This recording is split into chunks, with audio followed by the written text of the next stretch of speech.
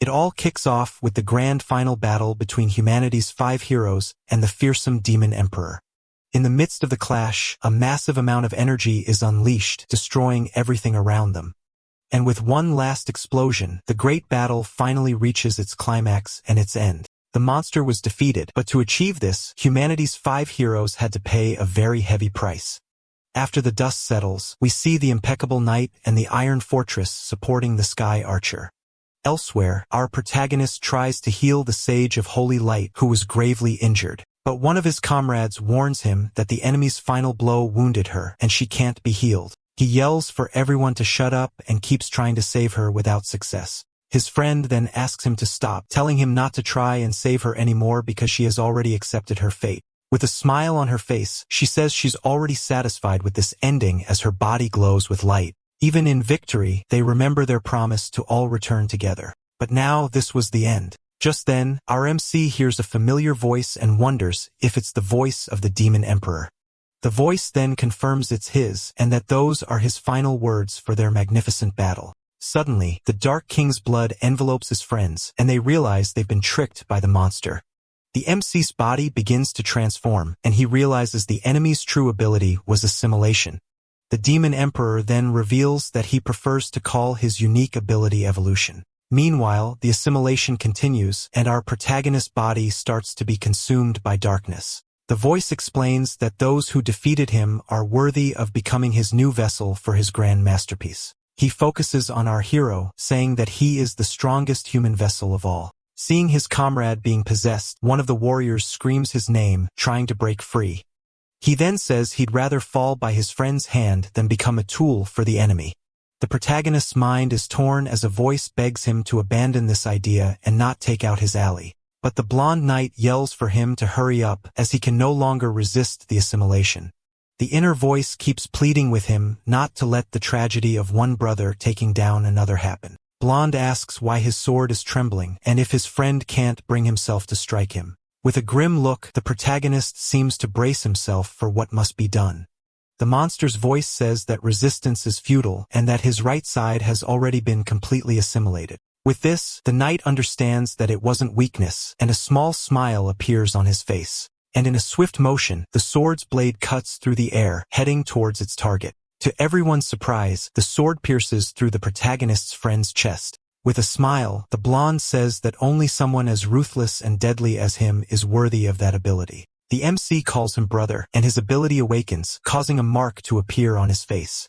Immediately after, he pulls the sword from his friend's body as the assimilation retreats from his arm. The archer, watching from a distance, screams her boss's name in despair. She and the knight tell him not to let the sacrifice be in vain and to do whatever it takes. With a look full of determination and hatred, our protagonist seems to have made his final decision. He then takes the lives of his other 2 companions, and the number 2 appears on his face. With that, a third mark appears, indicating that he has absorbed the power of all his allies. Screaming in pain and rage, the protagonist unleashes an enormous amount of golden energy. The enemy's voice says that 3 lives traded for power were only enough to free his hand. But our hero replies that to solve the final problem, a single hand is more than enough. He then raises his sword towards his own neck, surprising the monster's consciousness. At this, the entity furiously screams for him to stop this madness immediately. His demonic hand grabs the blade, and the voice warns him not to test its patience any further. And with a bit of force, the sword shatters into several pieces before our young man's eyes. With the destruction of the holy sword Sulla, the monster believes it has won the battle once and for all. The entity then boosts, saying that no attack in this world can harm its invincible shell. But suddenly, the sound of something breaking echoes through the place, leaving the creature confused. Our hero then asks if the demon really thought he couldn't destroy himself, and with a shout, he strikes his own chest, piercing his body with his free hand. Surprised by the young man's action, the monster screams his name as a massive explosion occurs. After the dust settles, we see a scene of destruction with a trail of dark energy in the sky. The enemy's consciousness admits it underestimated him, and the protagonist wonders if this is his end. Kneeling and wounded, the warrior laments that he couldn't save anyone and that not all demons were annihilated. With a sad and defeated look, our young man seems to accept his lonely fate. Just then, a giant mysterious figure appears and says what happened is a pity. With that, the scene changes and we see that 5 years have passed since the great final battle. In a dark forest, someone comments that it's been 5 years since their boss left them. Another voice calls him an idiot and asks if he doesn't know what they're doing tonight. A monster says all he knows is that he had to bring 4 human girls and a demon to this location. He explains that this year's memorial will ensure the new generation never forgets their creator's sacrifice. With that, the monster announces the beginning of the ritual and says he'll start with the 4 human offerings. In a swift move, he attacks the girls. Seeing this, the other demons advance to feast on what's left of the offerings. He then turns and says that now he will spill demon blood to honor their former emperor. Then we see that the final offering is our protagonist, who is hanging and badly wounded. Slowly, he opens his eyes and wonders confusedly where he is and how he ended up in this place. He doesn't understand how he's alive, as he remembered perishing in the battle. But the insect monster kicks him and yells for the trash not to move, leaving him stunned. He continues, saying the prisoner is the weakest demon and doesn't even deserve a name. Shocked, our young man wonders if he's become a demon and notices that his eyes are now green. The insect then says that being a sacrifice here is the greatest honor he could ever have in his life. With that said, the executioner raises his blade, preparing to deliver the final blow to our hero.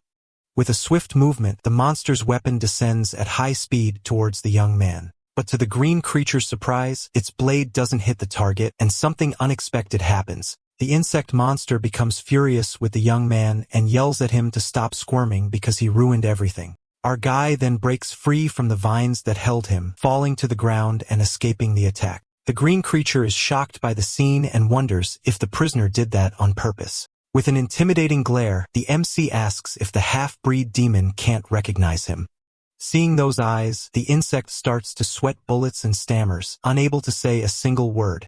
A memory flashes in its mind, and it screams the protagonist's name in complete panic. He then remembers an old battle at sea, where he served in the demon army. Back then, he was just a rookie and was sent to row with the other monsters on the ship. One of his superiors told him to put his back into it because the 4 lords were watching everything. In the year March 2012, the Lin clan used the power of the sea gods and launched a surprise attack. The assault was so fast that only a single human arrived in time to stop the enormous fleet. Alone on a small raft, that man prepared to face an entire army of demons. That was the protagonist, Glon, the demon slayer of Belu City, one of humanity's strongest heroes. Meanwhile, on the other side, the demon king was preparing to give the attack command to his troops. But the only thing the insect remembers from that day was that all of his allies perished. The creature remembers that all its comrades were taken out in that terrible confrontation at sea.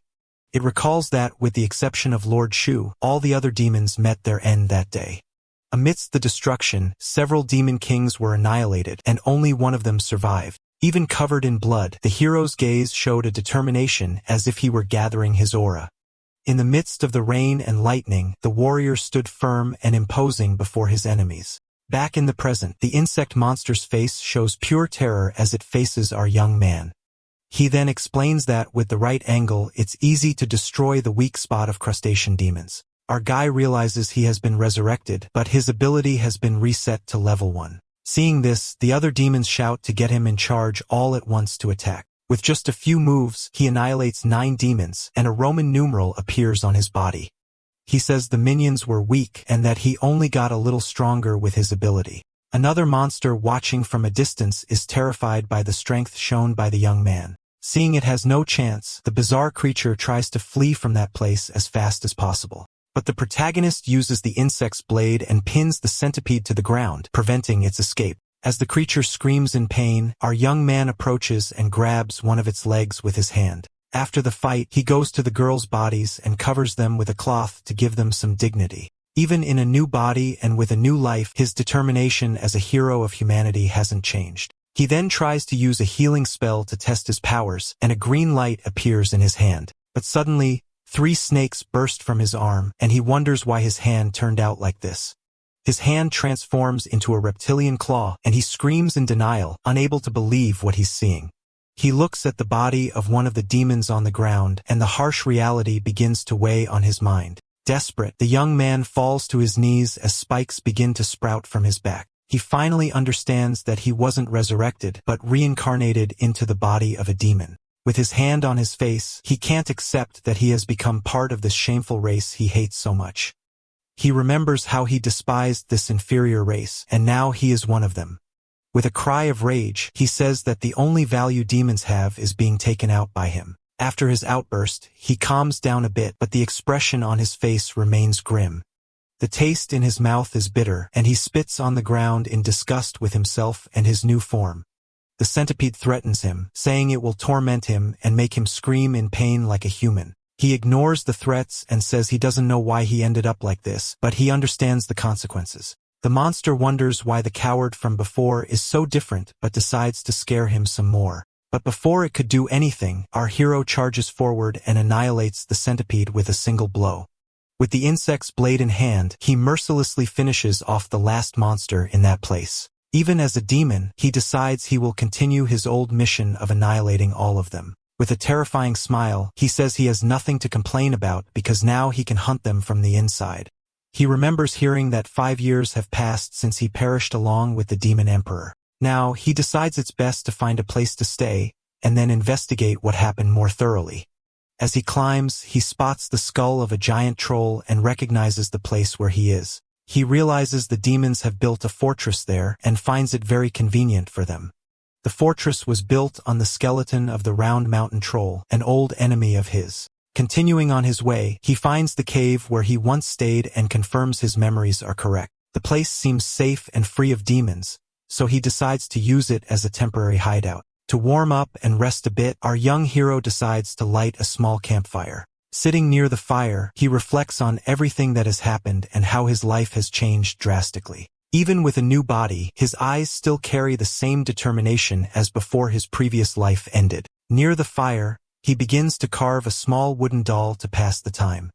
At this, a memory of his old friends comes to his mind, and he remembers the good times. He recalls a day when one of his friends had to improvise and gave him a leaf skirt. His companions couldn't hold it together and burst out laughing at his new look. Our hero was obviously not at all happy with the joke and was clearly not amused. Back in the present, a strong wave of nostalgia hits him and a melancholic look takes over his face. He then finishes carving the small wooden statue of one of his former companions. Carefully, he places the figure next to others he had made before. In total, he made 5 small statues, one for each of his friends who were gone. Looking at the figures, he remembers that time and how different things were. Another memory surfaces, and he laments thinking he could have done better. With a serious expression, he then picks up one of the small wooden statues and eats it. Immediately after, he throws the rest of the dolls into the fire to burn and turn to ash. The memories of his friends fade as the fire slowly consumes the wood. Since he's a demon now, he decides to use it to his advantage and destroy them from the inside. Suddenly, a sharp headache hits him, and he starts receiving the memories of the demon's body. He sees that the former owner was a weak, snake-blooded demon who was always getting beaten up by others. In the memories, the demon worked as a servant on Round Mountain, and our hero wonders if he was a farmer. Another memory shows a demon teacher giving a lesson on world affairs to other monsters. One of the students complains about the class, and we see that the body's former owner was being used as a footstool for a demon. He remembers that demons were tools of war created by the bloodthirsty emperor, but in just 5 years, they developed a civilization and settled in these lands. With all this new information, our hero finally leaves the cave to explore the world outside. Looking at the horizon, he regrets not being strong enough to solve everything in the past. So he swears that in this life, he will become stronger than ever to annihilate all demons. Using the demon's memories, he finds a map that shows the location of Training Ground 2. That was Round Mountain's Training Ground number 2, a place full of demon recruits. A red instructor yells at the recruits, saying he doesn't want to repeat the lesson about the soulless continent. Observing the scene, our young man finally understands the current situation and what has happened in recent years. After the Emperor's demise, the demons led by Su continued the war against the humans. The instructor announces that the topic of the class is talent marks and cleans the map with a recruit. He explains that the marks are innate abilities and that every demon is born with one unlike humans. To use the ability, both humans and demons need to consume an internal power. The strength of this power is shown by symbols ranging from 1 to 6 marks, with the first being the weakest. The red demon boasts about being a 2-mark warrior and unleashes his yellow aura. Our hero realizes that he also only has 1 mark now and that he needs to test his new abilities. The instructor continues, saying that the 2nd mark is a milestone as it awakens the user's ultimate technique. Suddenly, the other demons make way for someone important to pass through the crowd. A blonde demon shoves our guy and arrogantly tells him to get out of the way. That was the camp's genius recruit, a powerful demon with several knight helmets as trophies. He says he doesn't need a footstool and asks who let this useless servant in here. The instructor tells the genius to shut up and says that the practical training is about to begin. He explains that in combat, the power and type of the mark don't completely decide the victory. Pulling a tarp, he reveals a giant creature and says that tactics and adaptation are also vital. With an excited smile, the blonde demon says that finally, something fun is going to happen. The instructor reveals that the creature was made by the former emperor and that now, only this one remains. He says it's a very strong howling demon, and that the beast's body has only 1 weak spot. Our hero watches everything from a distance and seems to find the whole situation quite boring. He thinks there's nothing useful for him here and decides it's time to leave this place. He regrets not being able to annihilate the demons to level up and decides not to draw attention. Suddenly, the giant creature's eye glows in intense red and it prepares to attack. Beast then easily breaks free from its chains and charges furiously at the recruits. The red instructor tries to hold the monster back with the chain and yells for the creature to stay put. He boasts that even though the beast has 3 marks, its weak spot is in his hands. But to the red demon's surprise, the creature lets out a terrifying and mocking smile. The beast then says that the new generation of demons is pathetic, leaving the instructor in shock. It reveals that it's been faking it for weeks to complete its master's mission, and now it will annihilate them all. The monster's body begins to crack, and dark energy is released from within. In the blink of an eye, the creature lunges forward and annihilates the demon instructor with a single blow. All the other recruits, including the blonde genius, are completely terrified by the scene. Launches a devastating attack against the roots, wiping out several demons at once. The blonde genius is shocked by the monster's strength and decides to run so he doesn't have to use his secret weapon. As he tries to escape, he bumps into our protagonist, who intentionally blocks his path. Lying on the ground, the arrogant demon yells furiously, asking why the bastard is getting in his way. With a calm look, our young man just wipes some blood off his armor, ignoring the commotion. Amidst the chaos, the giant creature notices that one of the recruits stayed behind and stares at him intently. With a smile, the beast taunts him, asking if he can escape as it takes out more demons. Seeing he has no way out, the blonde prepares to use his secret weapon as a last resort. The monster then launches a powerful and dark attack directly at our hero. Enormous dark claws advance at high speed, ready to crush the young demon. But instead of running, protagonist faces the attack head-on as his eyes glow intensely. The beast is surprised and wonders what's happening and where that strange aura is coming from. It doesn't understand why the weakling doesn't fear it and wonders if he knows its true weakness. But it dismisses the idea as its 9 relatives perished years ago and a rookie would have never seen them. With a powerful stomp on the ground, our young man prepares to show the monster what true power is. The beast convinces itself that it's impossible and that this is all just an act from the young demon. Standing amidst the destruction, our hero faces the monster with an overwhelming presence. With a dark glare, he warns that if the creature takes one more step, it will meet its end. The creature decides to get serious, preparing to show off its authority. With that, unleashes a primal power and lunges forward with a devastating attack against our guy. But our hero remains standing without a single scratch, while the blonde demon is down for the count behind him. The monster makes a swift move. Fleeing at top speed, the monster thinks the fight is too risky and decides it's better to just book it. Everyone is shocked to see the massive demon run away, and the blonde genius can't believe what he just saw. Then, our hero offers a hand to the demon on the ground to help him up. The blonde demon looks at him with an expression of total confusion, not understanding what's happening. He thinks the MC is trying to get close and says that he's a two-seal genius while the other is just a servant. With a disdainful look, the arrogant genius says he won't fall for our hero's silly little trick. At that moment, our guy simply rips off a piece of the blonde demon's clothes, leaving him stunned. He then uses the piece of fabric to wipe the blood from his hand with an eerie calm. The blondie becomes absolutely furious at his attitude and calls him a filthy farmer. Soon, the other recruits approach and ask how he managed to scare off the howling demon. One of them demands an answer, and our hero explains that he read the creature can't see stationary objects. The demons buy the lie, and one of them says the book was written by the demon slayer, Garan. With a sly grin, our hero reveals he was lying and that howling demons actually have excellent vision. The blonde demon gets annoyed and accuses the newbie of being arrogant just because he's read a few books. One of the henchmen asks if their boss is okay, and he plays it off saying he's just tired. Then, the genius orders his 5 followers to track the MC and take him out in the most humiliating way possible. The 5 demons accept the mission with malicious grins, ready to hunt down our hero.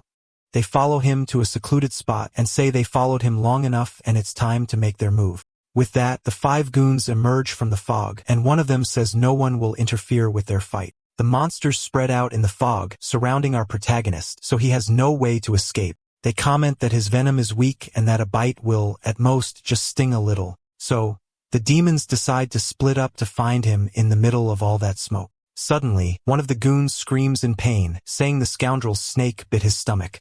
His body then succumbs to the venom, and he just explodes into a million pieces. The green spreads through the area and begins to affect the other monsters as well. With that, 2 demons scream in desperation, saying there's poison in the smoke and that their eyes are burning. Our young man's silhouette appears in the middle of the poisonous smoke as the demon screams in agony. He says he's going to use these 5 nasty things to test the applications of his talent seal. His ancient serpent bloodline gives him thermal vision, and he explains how he can now see in the dark. Furthermore, by concentrating power in his arms, he can create snakes to attack his enemies. The demons wonder what happened to their friends, and our MC reflects on his newfound tactical flexibility. Suddenly, the leader of the demons lets out a powerful howl, preparing for combat. At that moment, our hero finally emerges from the smoke. The red demon taunts him, saying he's nothing without the fog, while his brother threatens him. That the monster charges at high speed, ready to deliver a devastating blow. He readies his blade arm for a powerful attack that slices through the air. The demon continues his move with a furious expression, ready to finish our guy off once and for all. Watching the scene, the other monster is impressed by the power displayed by his brother. But our protagonist remains calm, analyzing the enemy's every move with his eyes. The monster's blow approaches rapidly, seeming impossible to dodge or defend against. To everyone's surprise, the MC dodges the attack and lands a brutal hit on the demon.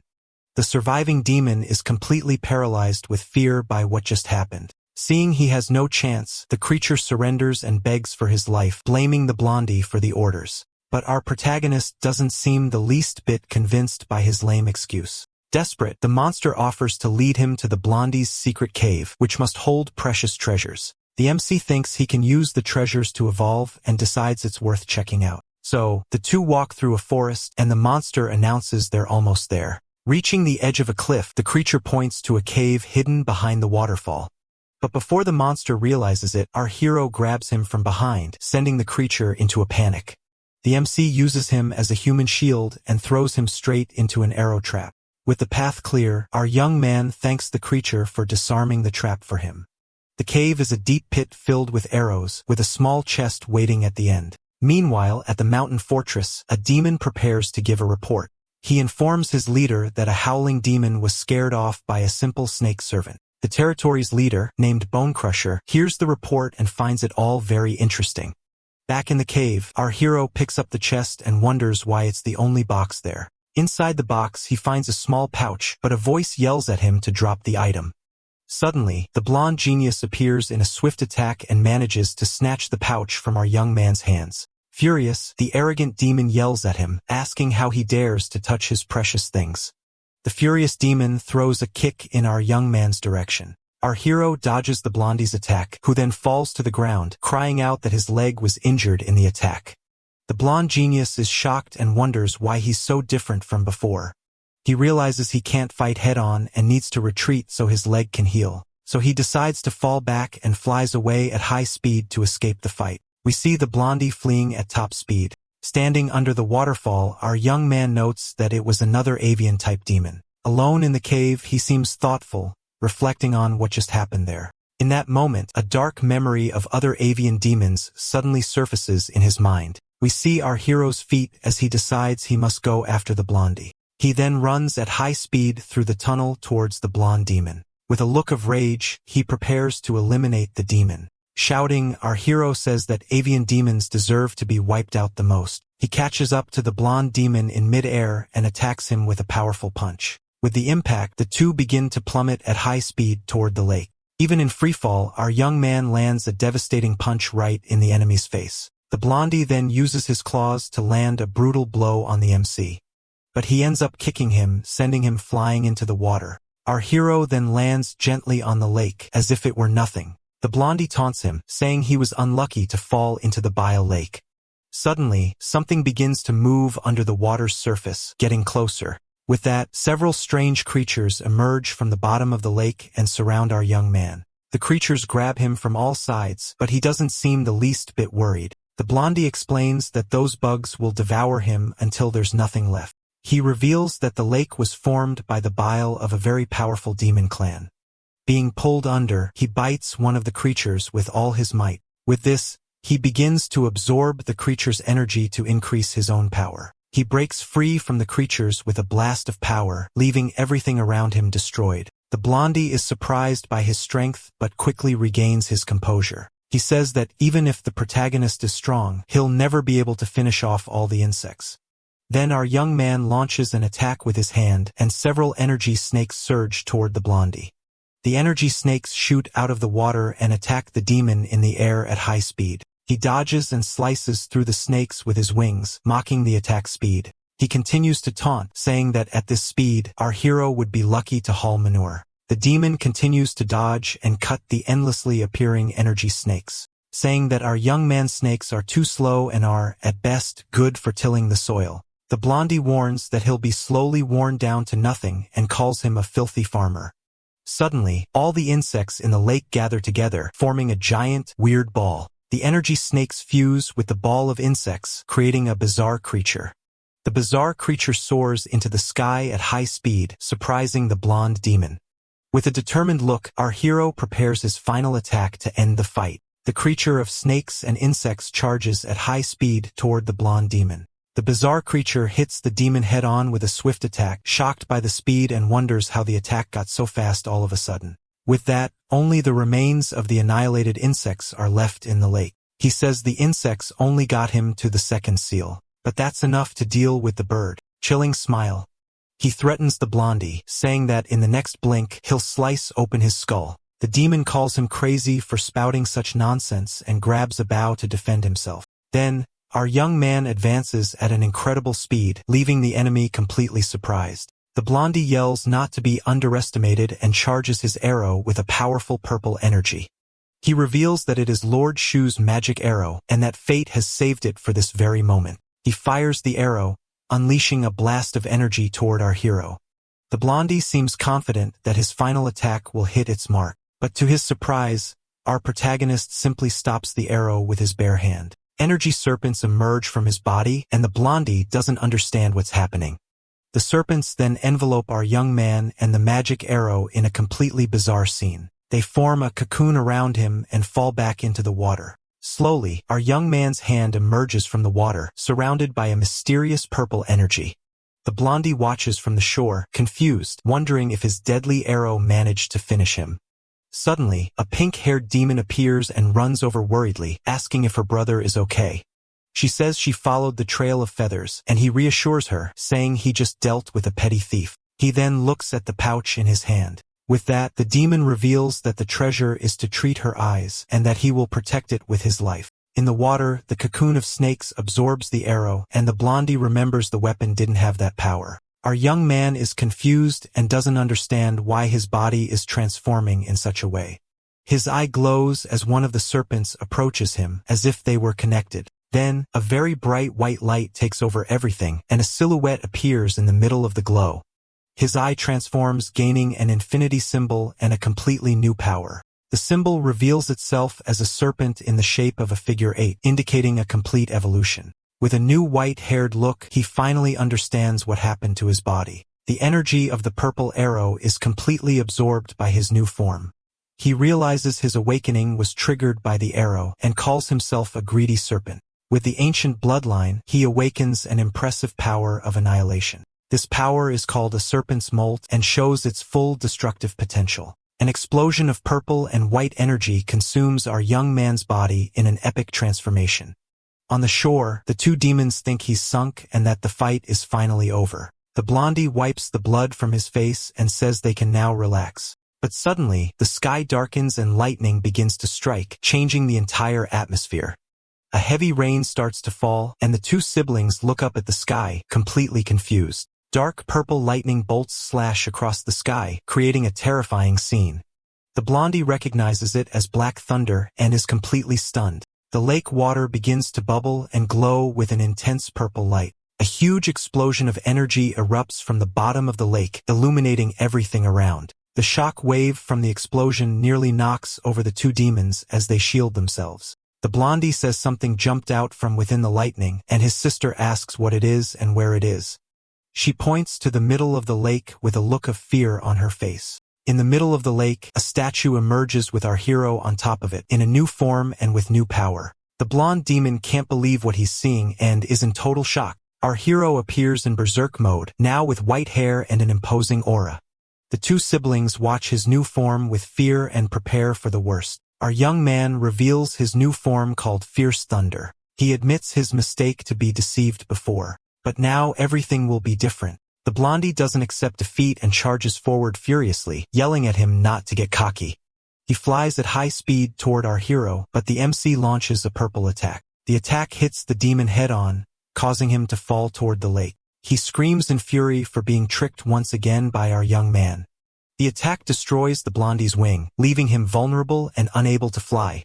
The protagonist says the blondie's power level isn't enough to test his new abilities. With one last energy attack, he hurls the demon forcefully into the water. His sister watches everything in despair and screams her brother's name in a panic. She runs towards the lake in the rain, trying to find her missing brother.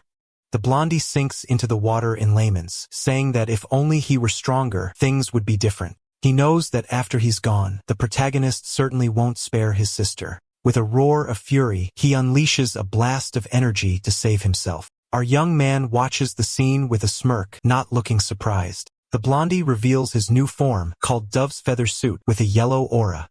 His sister is moved to see that he has finally awakened his authority. With tears in her eyes, she says she won't let him fight alone anymore. She then uses her dominant demonic eye to summon a giant, shadowy beast. The two siblings shout together, preparing a combined attack. That they launch an attack called the Falling Sky Arrow toward our hero. But our young man prepares to fight back with all his newly awakened power. He concentrates his purple energy and launches a devastating beam against their attack. The two attacks collide, creating an explosion of yellow and purple energy. Our hero charges through the middle of the explosion, ready to end the fight once and for all. He lands a powerful punch on the blondie, who has no chance to defend himself. The impact of the blow is so strong that the blondie is thrown far away. The summoned beast tries to devour our hero, but he doesn't let it get the best of him. He turns in mid-air and launches a purple energy attack at the creature. With a viper's bite, he destroys the beast in a single blow. After the explosion, our young man lands on the water. The blondie sees this as his chance to attack while he's distracted. With a sneak attack, he uses the insect bodies as cover and advances. But our hero defends against the attack with a purple energy barrier. The blondie's sister uses her reinforcement gaze to strengthen his attack. The beast she summoned also prepares to attack with full force. She unleashes a woven cloud storm, a powerful and devastating attack. The blondie thinks the protagonist can't block the attack and advances confidently. But our young man unleashes a blast of energy and says not to be underestimated. He uses the Abyss Storm, an attack that deprives the enemy of their senses. With that, the blondie falls into the water, defeated, and his sister runs to help him. He hands the pouch to her and tells her to run, but she refuses to abandon him. He desperately hands her the pouch of eyes, begging her to flee. Our young man approaches, and the blondie begs for the return of the bag with the eyes. In the bag, several human eyes are revealed, and the blondie continues to plead. Our hero explains that his sister needs to eat fresh human eyes to keep from going blind. The two siblings hug and beg for mercy, saying they don't want the eyes anymore. The MC turns away and says he's going to ask a question as the rain stops. He asks if the people who had their eyes plucked out also begged for mercy. The two siblings are left speechless by his question and don't know what to say. With a cold gaze, he demands a yes or no answer, no beating around the bush. They look at each other sadly, and the sister says she's forgotten. She looks down with a blank expression, as if she doesn't care about the victims. Our hero reflects that demons haven't changed at all, even with their new civilization. Sitting on the shore, he thinks they've just gone from hurting for pleasure to hurting for profit. He bites an apple and concludes that they treat life as something worthless. With his new form, he says his biggest gain was the fierce thunder form. He explains that this form consumes a ton of energy, so he can't use it whenever he wants. A demon calls his boss over to see the bodies and says their demise had nothing to do with the weather. He reveals that the siblings' heads were ripped off by a lightning strike in a quick and violent method. The boss Bone Crusher arrives and says it looks like an unwanted guest has invaded her territory. Meanwhile, someone is hiding in the forest, watching the scene from afar. The leader warns that she will personally investigate any mysterious ends of new talents. With a hoe on his shoulder, our young man walks through the forest as if he were a simple farmer. Bone Crusher sees him and approaches him with a suspicious look. She asks who he is and what he's doing there, and he replies that he's looking for wild berries. The boss then remembers him as the farm slave who scared off the howling demon. She shoves him aside, saying she has more important things to deal with right now. The demon steps on him and threatens him, telling him to find some good berries for her pie. He falls to the ground under her foot, looking completely helpless and submissive. She leans in close with a seductive smile and threatens him.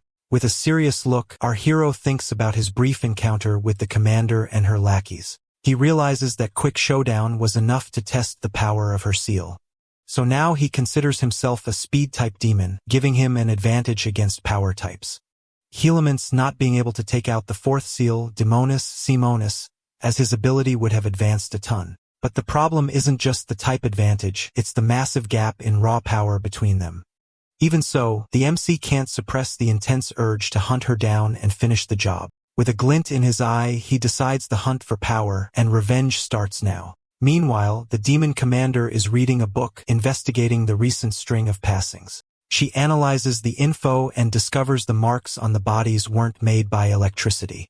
As she continues her research, she looks for an ability called Mountain of Corpses.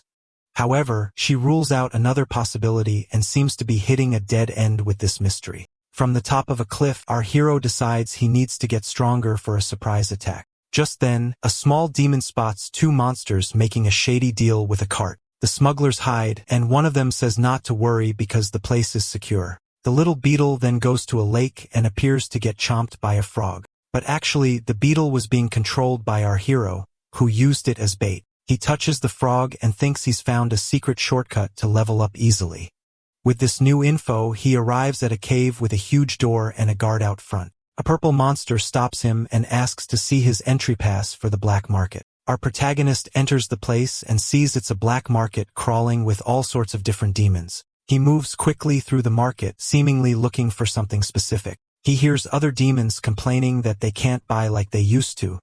A vendor tries to sell him a rare material that can make his weapons 10 times stronger. But our hero replies that he's never heard of a blacksmith who could actually forge that material. Another vendor advertises fermented hearts, and a customer complains that it's contraband. One demon grumbles about the commander having banned the sale of help 2 years ago. Hearing this, the protagonist finds this behavior fishy and suspects a conspiracy is afoot. Further ahead, a red demon announces he has workers for sale, and the crowd gets hyped.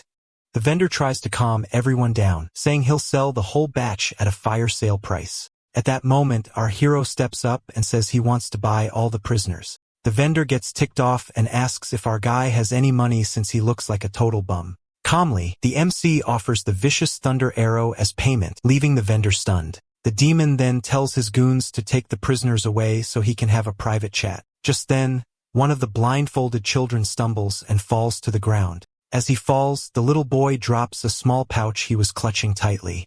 Desperate, the boy tries to grab the pouch back, yelling for them to wait for him. A lizard monster complains that he wanted to keep the chubby one to have some fun with by himself. The vendor asks if he's in a hurry to sell the item because he's scared of that blonde demon commander. With a sly grin on his face, the vendor seems very pleased with the negotiation. The door then closes, and the two are left alone inside the room to finalize the deal. A dark purple energy explodes from inside the room, and the demon screams in agony. Several energy serpents attack the vendor, who has zero chance to defend himself. The door remains closed, but now a dark liquid starts seeping out from under it. Slowly, the door opens, and a bright light illuminates the entire dark hallway. Our hero then walks out of the room with a glowing necklace and a determined look. The door then slams shut behind him, revealing the mess he left behind. Inside, we see that our young man didn't spare anyone and took out every last demon. Meanwhile, outside, the goons are taking the prisoners to a secure location. The lizard then tells the children to keep quiet, but our hero appears out of nowhere and strikes the monster from behind with a final blow. With that, he says he's now strong enough to at least restrain a chicken. The little blonde girl is completely horrified by the scene of senseless violence. The lizard demon's body falls to the ground right next to her, splattering, stuff everywhere. The terrified girl calls him a demon among demons. He thinks about his passive skill, which thankfully has a low chance of activating. With the fight over, our young man stands before the two rescued children.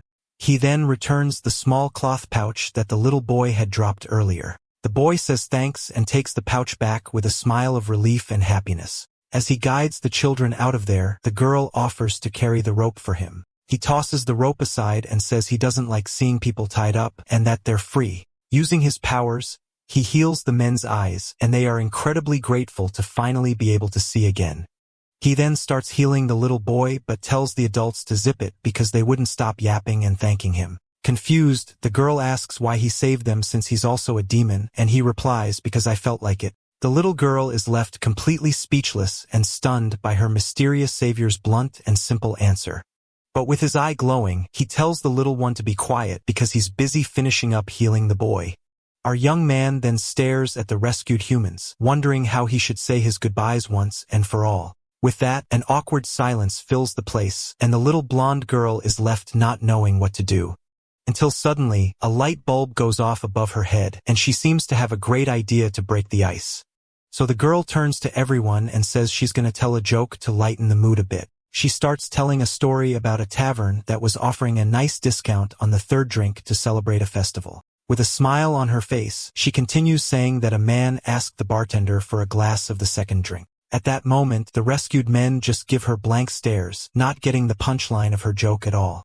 The little girl then puts on an innocent face, realizing her attempt at humor didn't quite land. But suddenly, the sound of a muffled laugh echoes through the cave, surprising everyone there. One of the men points to our hero, and the little girl is overjoyed that someone understood her joke. However, out of nowhere, a serpent of dark energy emerges from our protagonist's feet and lunges forward. The creature then wraps itself around the little girl, who screams in terror, not understanding what's happening.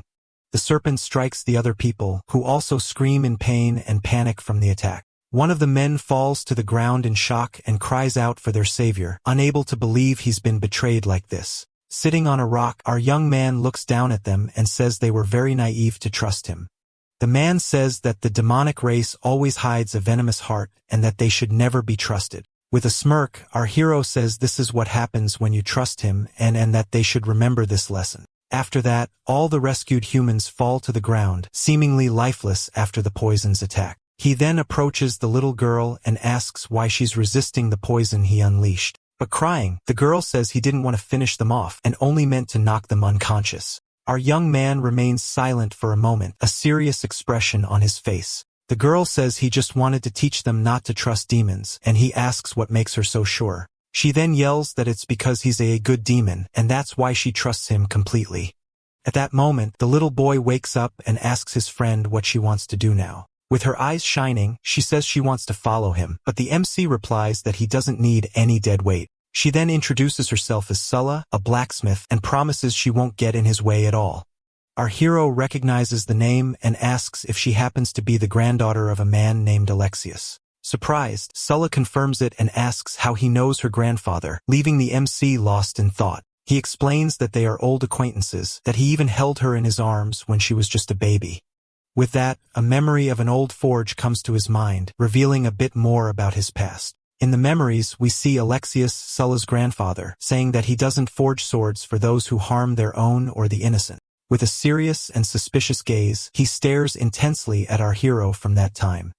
The blacksmith says the MC reeks of blood and that his seal of talent can still smell it even after all these years. He then tells our young man to leave, but the MC reveals that Sister Jia sent him to find him.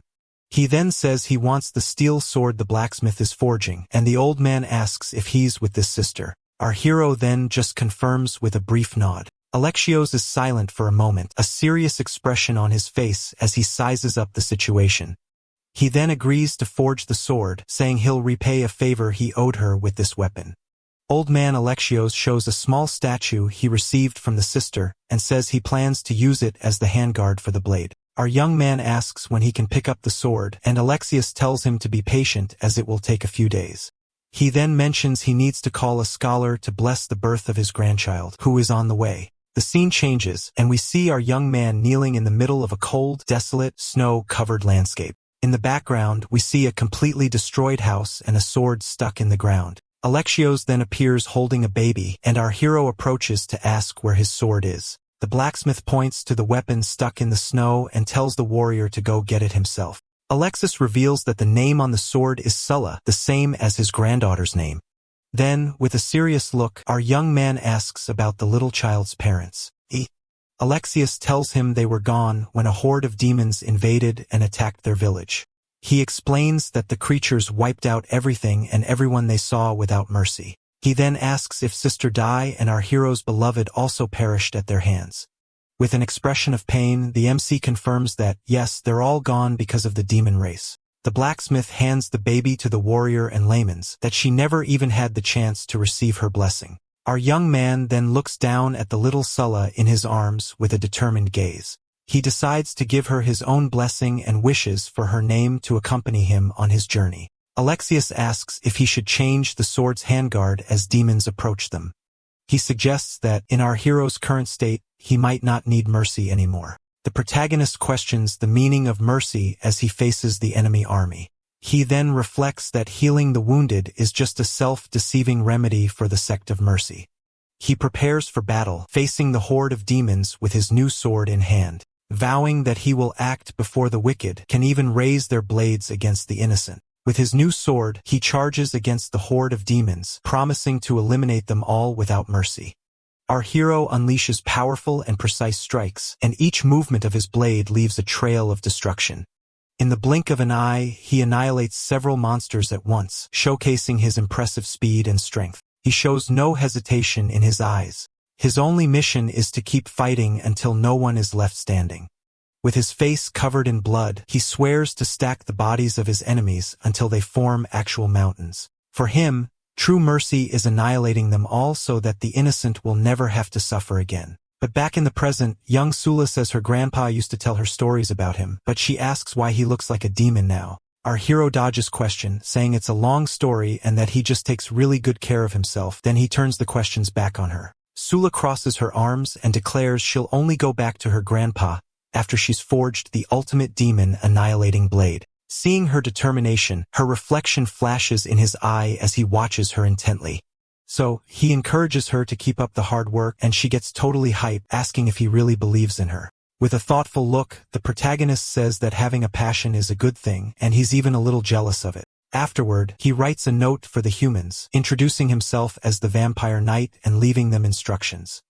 With that, he leaves the humans passed out on the grass so they can safely be on their way when they wake up. Upon waking, one of the men finds the note and shouts excitedly that they were saved by the legendary Vampire Knight. Following the instructions, the rescued humans get dressed and begin their long journey toward freedom. The little boy still seems to be in disbelief, asking if everything that just happened was actually real. Meanwhile, our hero returns to the cave and says he took care of a few demons. Sulla then proudly shows off the simple forge she built herself, saying it was a piece of cake to put together. But she laments that the best material is in an occupied mine, so she has no way to put her real talents to use. Our protagonist hands her a rare, golden material, leaving her completely stunned. He says he grabbed the material earlier, and Sulla excitedly praises him, calling him a master thief. Our hero then asks if she knows how to forge that steel, and Sulla brags, saying she's one of only 3 people in the world who can. ISS's expression turns dark when he hears that the third blacksmith is the current demon king of war, Agricola. She explains that this king is the strongest in history and that there are only 6 weapons made from this material in the entire world. Lost in thought, he realizes he needs to get stronger as fast as possible to deal with this new threat. Sulla then asks where he's going, and our hero replies that he's going to continue his hunt to get stronger. Elsewhere, a demon reports to his boss that there were no survivors at the black market, which sends her into a rage. The boss relaxes in a hot spring and orders them to hang the bodies in the square as a warning to everyone. The lackey asks how they're supposed to find the culprit, but the boss just tells him to shut up and get back to work immediately. She then threatens him, saying that if the farm slave's breakfast is subpar the next day, they won't live to see another. She sinks into the water, thinking she's really craving some high-quality sugar. Meanwhile, some demons are talking about the situation, and one of them thinks it must be bandits from other territories. Our boy overhears the conversation, and one of them mentions that the boss would notice a high-level demon unless they were disguised. Realizing the monsters are on high alert, his hand glows with a green energy as he plans his next move. Near a group of monsters, he concludes that passing himself off as a weakling is a much better way to level up. A couple of demons find the body of another one of their own, commenting that this has been happening a lot lately. Our boy hears them and reflects that he wasn't the one who took that guy out, so something weird is definitely going on. Walking through the village, he wonders if there's another predator hunting demons in this area besides him. With his sharp instincts, he suddenly stops, sensing that he's not alone. His eye glows intensely as he focuses his attention to detect the mysterious presence. He then scans the abandoned village, trying to pinpoint where that strange feeling is coming from. Just then, he glances down an alley and notices a suspicious silhouette moving in the darkness. He finds it odd that someone would be following a simple slave, and it's definitely not to learn how to farm wheat. With that, the mysterious figure steps out of the shadows, and our hero braces himself. In the blink of an eye, the cloaked figure lunges forward, throwing a powerful punch right at our boy. Soon as our boy dodges, he throws a punch back at the enemy. But the enemy's defense is so strong that our hero shatters his own hand on impact. He's blown away by the enemy's defensive power, seems completely unfazed by our boy's punch. As the enemy stares him down, our boy quickly shatters the wooden support holding a water basin on the roof of a nearby house. The enemy sees that the water is about to fall right on top of them. Taking the opportunity, our hero rushes toward the enemy to attack. The enemy is surprised he can still attack after taking that hit. The enemy says he overestimated him and blocks our boy's attack. The protag then unleashes a purple energy from his hand, preparing for an assault. Suddenly, this energy erupts and shoots toward the surprised enemy. The force of the attack is so powerful it obliterates the ground where the enemy was standing. The explosion of purple energy spreads throughout the village, destroying everything in its path. He wonders if the enemy withstood the blow, increasing the density of the power in his body. The two then face off in the middle of the destruction, surrounded by auras of different colors. The enemy's cloak begins to dissolve, appearing as if it were made of water. The mantle then melts completely, falling to the ground and breaking apart. With that, only the tattered remnants of the cloak are left behind on the village floor. The enemy reveals herself and says she won't pursue him because she knows she can't catch him. The villainess thinks he's dangerous and wonders if she should finish him off, or, if she ever captures him, turn him into her little lapdog. Far away, our boy reflects that for now, he can only scratch her, and that he'll need a new way to defeat her for good. A curtain of smoke appears. A vision of Sulla in danger flashes through his mind, making him worried. As soon as his vision clears, he calls out Sulla's name. Why she didn't build a chimney. Sulla realizes the heat is getting too high and runs desperately toward the forge to fix the problem. With a sweaty and focused expression, she holds the hot metal with a pair of tongs, giving it her all. Amidst the smoke, she continues her work at the forge while our hero watches her intently. Our boy asks if the sword is for him. Sulla says yes, shows him the finished blade, and says she made it a good size for him since he's still kinda weak. Back in the present, Sulla is super pumped while forging the new sword for our hero, and she says it's her masterpiece. Sulla tells our young man that Jilong would be proud how the sword turned out. The new wave pattern blade is finally revealed, glowing with an intense golden light. He then holds the new weapon and praises the girl's work, saying she did an awesome job with the forging.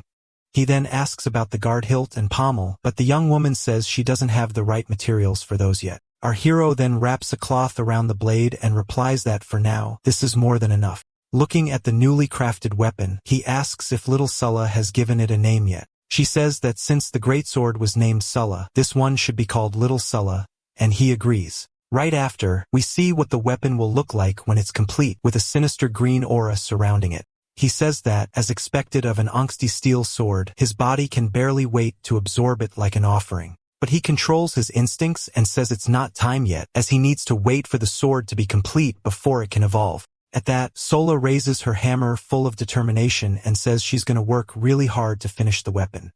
Shur asks if he can use his sword technique, but he says the place isn't tall enough for that. The next morning, Sola is sleeping and drooling, completely knocked out after a long day's work, until a delicious smell fills the air and wakes her up as she mumbles that the aroma is amazing.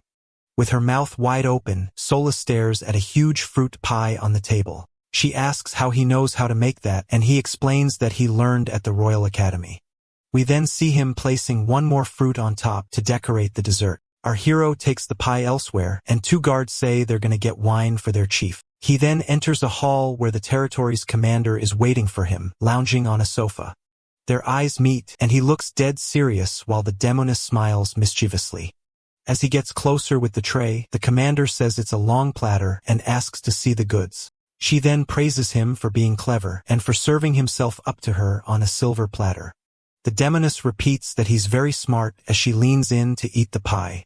Just then, she turns and shouts down to the guards below to bring the wine immediately. In this moment of distraction, our hero attacks using his fierce thunder form. The commander is in shock, with a cut on her face, and recognizes the angsty steel sword. He threatens her, saying she won't be so lucky with his next strike. To defend herself, the chief summons a large golden shield called the Aegis of Dawn. Our young man thinks that, just as he imagined, she has a defensive talent seal and wants to test it further. The commander says a surprise of this caliber isn't to her liking and prepares for battle. Our hero then scoffs, saying that maybe he didn't put enough honey in the pie for her. With that, he charges forward with a purple energy attack that violently clashes against the golden shield. The impact of the collision generates a massive explosion that destroys everything around them. The two are locked in a power struggle, their weapons and auras clashing. The commander then smiles confidently as she prepares to counterattack. Using the tip of her shield, she launches a blow called the Twilight Strike. The demoness attack shoots forward and hits our hero square in the face. The blow leaves a small wound on his face as he's pushed back. He then counterattacks with such force that the impact creates a shock wave. The impact hurls the demoness across the hall, while she holds her ground with her protective shield. She thinks that our hero is attacking recklessly and that his power will run out soon. Our hero realizes his sword is weaker than her shield and thinks of a new plan of attack, a burst of purple energy. He launches a lightning net from the ground as the chief watches. The commander scoffs at his attack, calling it a cheap trick, and leaps over the lightning net. He recognizes the technique she's using to protect herself, a skill developed by his old friend, Faye. But with this realization, he becomes furious that she stole his friend's technique and dares to compare herself to him. The demon chief doesn't understand his anger and asks why he's so ticked off about it. She then lunges forward once more with the tip of her shield, preparing a piercing blow. The strike hits our young man dead on, piercing his chest and wounding him badly. Even injured, he manages to back away as her weapon transforms into a giant spear.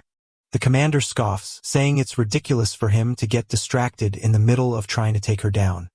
Suddenly, green energy serpents appear and wrap around the demon's spear, surprising her. She doesn't understand what's happening and wonders if this is just another one of his cheap tricks. Just then, the newly forged steel sword appears, glowing intensely with power. The chief is shocked and says he had a lot of nerve bringing that into their fight. With an insane look in his eyes, the protagonist says the warm-up is finally over. He then gets into position with his sword and declares that the real battle can begin now. We're told an ancient legend about how a hero faced a giant serpent to protect the three moons. The legend says that even without his spear, the hero fought with his bare hands and sacrificed himself to win. Back in the fight, the commander unleashes her golden aura, preparing for a powerful attack. But but she realizes too late that she's made a fatal mistake in switching weapons. Our hero takes advantage of the opening she gave by switching from the spear to the shield and lunges forward. With a swift movement, he pierces her with his sword in a clean strike. Cold look, he seems to have gained the upper hand in the fight. However, the demoness smiles and grabs the blade in her body saying, "Finally got you." At that, her arm transforms into a giant gauntlet called the Armed Hand of Thebes. With her new weapon, she prepares a devastating punch with immense golden energy. He tries to block the blow, but the gauntlet's force is overwhelming and pushes him back. The impact of the punch is so strong it creates a shockwave that shatters the floor around them. Our hero thinks that he needs to dodge at all costs and find a chance to heal. But instead of running, he braces himself to grab the giant gauntlet. He catches her punch, and the chief is surprised that he's attempting a joint lock.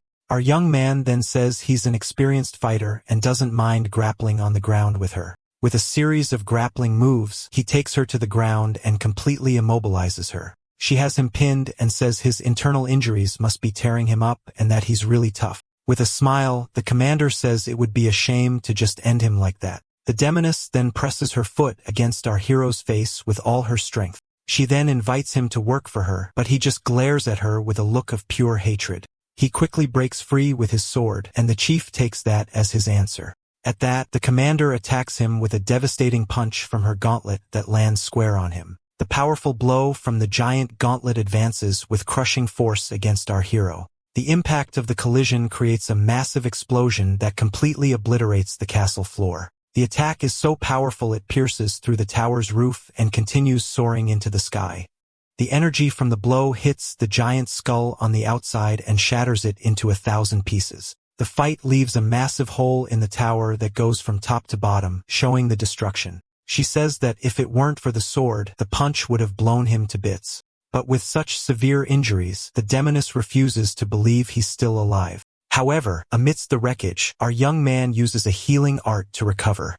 He then lands on a floating rock and prepares for his next move. In the sky, a sphere of purple energy forms over the giant mountain skull. With his sword glowing, he prepares to use his most powerful technique. The commander recognizes the move and wonders if it's the second form of the sword technique. His technique, Phantom Thunder, strikes the skull with absurd power. Furious, the demon chief yells at him and prepares a counter attack with her gauntlet. She then meets his attack with her fist, which is glowing golden. The two powers collide in an explosion of energy. The collision is so strong it engulfs the entire fortress in a blinding light. But after the dust settles, we see that the tower was severely damaged by the impact. Inside the ruined hall, our hero emerges from the smoke and rubble. He's back in his normal form, with a calm expression and tattered clothes. His green eyes shine with unwavering determination. Emerging from the smoke, the chief says that his attack almost finished her. The demoness then reveals that in 2 years, he was the first to force her to use this technique. She reveals her innate seal, the Immortal Battle Banner, which absorbs and redirects any attack it receives. Our hero is stunned and wonders about the power of that Immortal Battle Banner. That the chief creates pink energy claws and prepares for the final blow against her opponent. The commander then charges with her new weapons, telling him to take that pride with him to the underworld. The protagonist gets confused by her technique and wonders if this has something to do with his friend, Faye. The demoness then stops her attack with a dumbfounded look on her face, having no idea what he just said. Back in the present, the demon commander seems to be pondering the recent events that went down in her territory. Our MC then takes off the bandage wrapped around his neck. A little while back, there's this group of adventurers talking about the legendary hero they're supposed to meet up with. Just then, the girl in the group spots a strangely round mountain peak off in the distance. Suddenly, that so-called peak starts to shake violently and lift itself off the ground, catching everyone completely off guard. Turns out that was no mountain. It was the head of a giant monster with glowing red eyes. And just like that, the massive round mountain troll gets to its feet, revealing its gigantic body to the heroes. But instead of attacking, the monster grabs its own head and starts screaming in pain. They're all confused as the creature's head starts to get pointy. One of the warriors recognizes the attack as the legendary Heavenly Fall Sword technique. Right after, a powerful slash of energy cuts clean through the creature's head. A beam of light shoots down from the sky, completely piercing the giant creature's skull. Then, the enormous creature begins to topple over. That massive giant, looking like something straight out of an antime, comes crashing down, completely lifeless. At that moment, the mysterious saintess appears, wielding a powerful golden energy.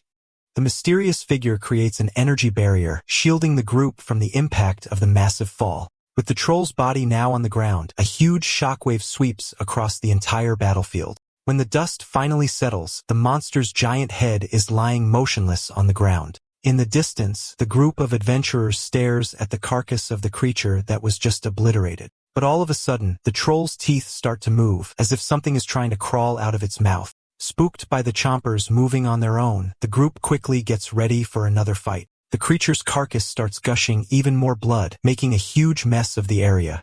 Just then, a blood-soaked hand slowly emerges from inside the troll's mouth. Drenched in blood, our protagonist pulls himself up from inside the creature. With a cold gaze, he asks about the 3 helpers that Merivek mentioned in her letter. The blonde hero replies that they are all comrades against the demon emperor. But our MC says that drawing a clear line between them is better for everyone involved. Our boy leaps in front of them, radiating a powerful aura. After walking past Blondie, he says that feelings that run too deep can become a burden or a hidden danger. Then our protagonist faces off with the team's tank. The giant knight completely disagrees with Glan's way of thinking. Our hero then replies that he couldn't care less about his opinion. With that said, he simply turns and walks away. The blonde guy then asked the big fella to forgive him, explaining that the kid has a difficult personality. But the knight says it's all good, since he has no intention of being friends with that guy either. Elsewhere, the purple-haired demon sees someone and asks, "Is that really you?" Turns out, she's staring at our hero, who's looking a lot cleaner now. Our protagonist confirms it with a simple yes and a slight smile on his face. The demon girl gets super happy and hugs him tightly, shouting that he's alive too. Overcome with emotion, she leaps into his arms and holds on for dear life. Our boy then asks why she's crying, saying she wasn't like this before. She says she never thought she'd be able to see a comrade again. Glenn gets a sad look on his face and apologizes, saying if only he had done better. Just then, 2 demons appear at the door and ask what's going on. The 2 monsters see their general on top of our hero. She tells the 2 to get out and says she's gonna rest to get her strength back, so they just obey. The 2 leave looking pretty suspicious. With them gone, our protagonist uses a healing spell on her. She asks if he's been feeling guilty all this time for what happened in the past. The demon girl cuts him off, saying she always found it annoying how he blames himself for everything. She cries out in pain, and he tells her to hang in there, since she broke more of his bones than he broke of hers. After that, the 2 sit down to eat some fruit and talk a bit more. He confirms that he was reincarnated as a demon 2 years ago and also found his sister. Our protagonist is shocked and asks if his old comrade, switched teams. He insists, asking how his friend became a woman from the demon race. The demon girl just stares at him with a serious expression, not saying a single word. With a smirk, she finally reveals that actually, she's been a woman the whole time. Glenn is left completely speechless by this revelation and can't believe what he just heard. He's still reeling from the information, staring at his old companion in total confusion. She then asks if, in the 3 years they knew each other, he really thought she was a guy. A memory shows his friend with the giant armored knight. Our protagonist is stunned and remembers once arguing with Merivek. Our hero then asks if everyone else already knew about this. She confirms that, yes, every single one of their other companions knew. Outraged, he asks why she never told him the truth, but she flips the question back on him, saying she just assumed he already knew. Glan asks her to confirm this isn't some kind of joke, and she brings up how he used to call her Gigi. He explains that he thought it was some kind of military title. Mervek sees Sala sleeping and asks who she is. Glan says she's Alexis's granddaughter. She then turns and notices some small wooden figures on top of a barrel. She starts counting the figurines and realizes that one of them is missing from the group. She also spots a few things on the floor. She then picks up the objects from the floor. Our protagonist replies that they'd remind him to be better in the future. With a determined look, our boy vows that he will eradicate evil and protect everyone. But his companion just starts laughing, finding his promise pretty hilarious. She doubts he can pull all of that off by himself with no help from anyone. But then she says that when it comes to taking out the bad guys, he can count on her help. With that, the two seal their partnership with a firm handshake. This gesture shows that they're back together again, ready to face whatever comes their way. A moment later, the figures on the barrel are complete, symbolizing the old group. The 5 wooden figurines represent the old group of heroes, finally reunited. Sitting on a cliff, they talk about the last 2 years and what's been happening. They talk about the kingdom, and she says the current demon king couldn't care less about anything. The demoness mentions that sometimes her monster instincts try to take over. Our protagonist agrees, saying that his demonic nature has changed him a bit too. This gets his companion curious, and she asks how he feels different. Glenn explains that his personality has become calmer, and he has fewer ideas for battle strategies. This answer leaves Marivek completely baffled, making a pretty funny face. Sala shows up and asks Glenn who the lady is. Marivek is charmed by the girl's cuteness and pinches her cheeks affectionately. Our hero introduces the girl as Sala, and the woman complains about her plain clothes. She then invites the 2 of them to her basement, which is a much safer place. The group then walks through a stone hallway towards the secret hideout. Once there, Glenn is impressed by the amount of information she's managed to gather. He looks at a board with a list of the demon kings who are their targets. Suddenly, Sala turns around and asks not to be treated like a doll. Turns out little Sala is in a brand new outfit and asks if it looks good. The demoness boasts about her skills, and our hero compliments the style of the clothes. Little Sala keeps looking at herself in the mirror, seeming to really like the new look. Her friend then says that a hair accessory would make the look perfect. Suddenly, our protagonist gets an idea when he sees an item she tossed aside, picks up a large blue shell. Our hero recognizes the object as the Soul Sea's call and gets serious. Marivek says she won the shell, but he reveals it's a 300-year-old artifact. This artifact allows a person to enter another's soul and see their memories. Our protagonist remembers feeling something strange right before he was reincarnated. He asks her to use the item to enter his soul and find out the truth. The demoness accepts his request without hesitation and agrees to help him. With a determined look, she says she's ready to start whenever he is. Our hero then says that for the item to work, they need the other half. His friend panics when she remembers that the other part of the shell is missing. She explains that a gang of bandits stole the other half of the artifact. Our hero asks why she didn't just get the item back, and she says she's terrible at tracking. Glenn complains that even after all these years, she hasn't gotten any better at stealth techniques. He says her attempts at being sneaky are so bad that a blind man could spot her. The lady cries and promises to practice in the future, but our boy yells at her to do it now.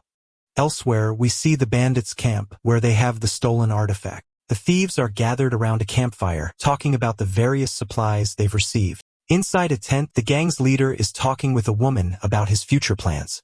The big boss reveals he wants to get strong enough to fight an evil dragon. Outside, a few members are carrying 2 heavy boxes, which are tributes from another group. Turns out, our heroes use the boxes to sneak into the camp without being seen. From inside their hiding spot, Marivek compliments the plan, and our protagonist tells her to stop with the metaphors. They comment on the infiltration, saying there are too many bandits for a direct attack. One of them worries that someone might run off with their half of the shell in the middle of the chaos. They decide it's better to observe first and figure out where everything is hidden. A big, beefy bandit sits on the very box our protagonist is in. The beefy bandit suggests they wait for their enemies to wear each other out before they swoop in and attack. But suddenly, the box he was sitting on completely breaks, sending the bandit to the ground. Sprawled on the ground, the man complains about the shoddy box, and his friend notices it was empty. So to avoid being discovered, our hero quickly transforms into a snake. Tucked away inside a box snake, our armed hero and his paw are keeping an eye on the enemy's movements. They scope out the entire bandit camp, including the busted-up box he was in. Meanwhile, the head thief is chatting with some lady, saying he's off to the black market to trade some items. But the elf chimes in, saying the market got wrecked by someone super strong, just as our guy closes in. When the bandit chief senses a strange presence and yells out, "Who's there?" And just like that, our guy appears, announcing that the target is confirmed and his friend can go have her fun. Right on cue, Myrov leaps out of the box and lays into one of the henchmen with a solid punch. She grabs him by the neck, totally cheesed off that they nabbed all the good snacks and left her hangry. Fueled by rage, she then unleashes a devastating blow on the monster without a shred of mercy. After knocking down a few enemies, she just stands there as more goons circle her, ready for a fight. The gang leader is absolutely furious, blaming our hero for leading more of right to their doorstep. The chief hands the artifact over to the woman. In a panic, he makes a run for our hero, using the girl as a flimsy excuse and yelling for help. But before he can get very far, a swift and precise strike takes him out mid-stride. The elf then reveals herself, saying she was sick and tired of that guy anyway, calling him a real piece of work. With a serious gaze, our hero faces off against the elf, who taunts him, asking if he wants the artifact. She keeps the trash talk going, saying that if he takes the item, she'll turn him into her new plaything. Not even hesitating, our guy darts forward with incredible speed and snatches the object right out of her hand. The other goons are completely floored, in disbelief that their boss was taken down so easily. Meanwhile, Myrov is busy fighting other bandits, and our guy starts critiquing her fighting style. He explains that her power can basically blend offense and defense into one move. So he offers to share a few techniques, and an energy serpent materializes in his hand. The serpent then bites his friend's shoulder, and he tells her not to resist but to feel the power. He says that by following its circulation, she'll discover a new way to operate her talent seal. Our hero says he'll show her one time, and a green and yellow aura envelopes her body.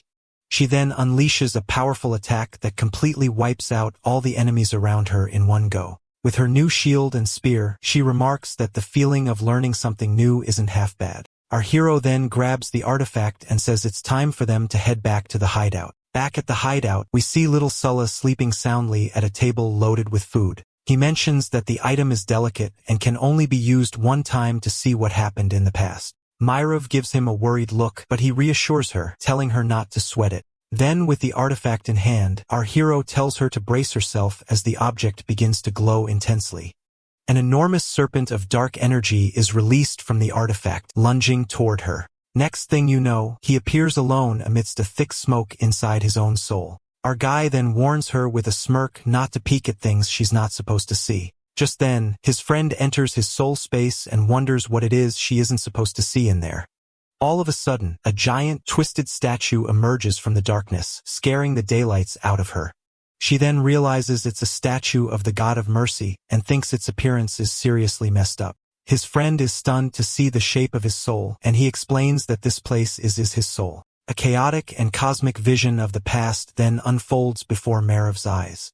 Our hero's soul form then points toward the vision and tells his companion to go on ahead. With that, she walks toward a red light, ready to find out the truth. She soon sees the memory of a knight being struck by a powerful golden blow.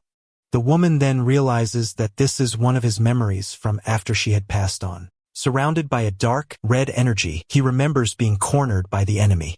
Inside the MC's memory, Myrov watches everything unfold with a serious and concerned expression. The evil being then reveals that he'll use a backup plan, relying on someone else's authority to survive. His cruel plan was to use a possession technique to reincarnate his soul into the body of a demon. But the blue symbol shatters, and the evil being complains that the form wasn't complete yet. Then we see a clash of energies, indicating that someone interrupted the demon emperor's ritual. His friend then finds herself in a sea of blood, observing the body of a woman named Sofka, an old comrade. A close-up shows her body. She sacrificed herself to stop the ritual. A fire entity says that the possession was stopped, but the consequences are unknown. Then, a wicked smile appears in the darkness, revealing that the plan allowed him to stay alive after all.